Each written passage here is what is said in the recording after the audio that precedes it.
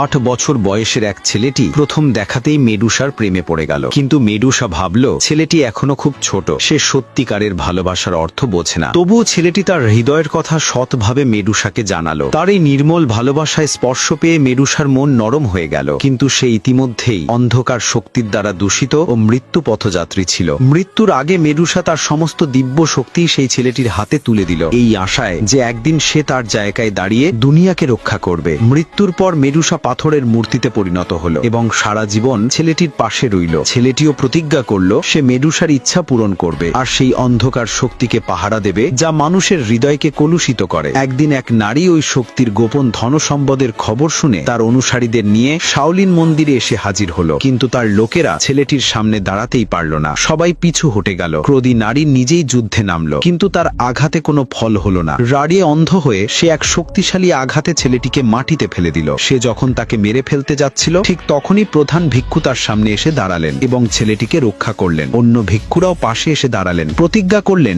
আমরা আমাদের বন্ধুকে যেভাবেই হোক রক্ষা করব। নারী আদেশ দিল সবাইকে হত্যা করো। তখনই ছেলেটি জেগে উঠল এবং একমাত্র আঘাতে সব থামিয়ে দিল। নারী হতবাক হয়ে গেল। হঠাৎ সে শুনল অন্ধকার বস্তুটি তাকে আহ্বান করছে। সে দৌড়ে সেটির দিকে ছুটল, কিন্তু ছেলেটি তার পথ আটকালো। সে বস্তুটির শক্তি নিয়ন্ত্রণ করতে পারেনি, বরং সেই শক্তি তাকে নিয়ন্ত্রণ করতে শুরু করলো। তবুও সে বিশ্বাস করলো না, বরং ছেলেটিকে অভিযুক্ত করলো যে সেই শক্তিটা লুকিয়ে রেখেছে। রাগে সে আঘাত করলো, কিন্তু ব্যর্থ হলো। অবশেষে ছেলেটি তাকে সেই অন্ধকার শক্তির অভিশাপ নিজের চোখে দেখতে দিল। নারী ভাবলো সে জয়ী হয়েছে, কিন্তু পরের মুহূর্তেই দুঃস্বপ্নে বন্দী হয়ে গেল। অনুতাপে কাঁদতে লাগলো, সাহায্য চাইতে লাগলো, কিন্তু কেউ এলো না। ঠিক যখন অন্ধকার তাকে গ্রাস করতে যাচ্ছিল ছেলেটি হস্তক্ষেপ করলো, অন্ধকার দূর করে তাকে বাঁচালো। কিন্তু সেই ভুলে বস্তুটির মোহর ভেঙে গেল আর তা আবার মুক্ত হয়ে পৃথিবী ধ্বংসের প্রস্তুতি নিতে লাগলো। ছেলেটি আবার তার সামনে দাঁড়ালো, অতুলনীয় শক্তির সঙ্গে লড়াই করতে করতে ধীরে ধীরে এগিয়ে গেল। অবশেষে নিজের সমস্ত শক্তি দিয়ে সে আবারও অন্ধকারকে সিল করে দিল এবং